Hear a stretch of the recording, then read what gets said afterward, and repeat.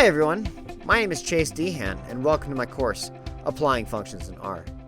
I'm currently the Manager of Data Science at Tesorio and hold a PhD in Economics from the University of Utah. In this course, we're going to cover the functional approach to programming in R. People coming from different languages are going to be familiar with using for loops, and while R does support loops, they are generally to be avoided.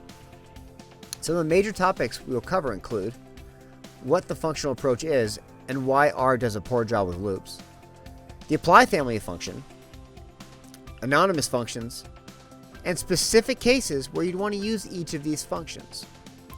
By the end of this course, you'll know how to use the apply family of functions and how to write code in a functional approach. Before beginning this course, you should be quite familiar with the R language and have the ability to use and write functions.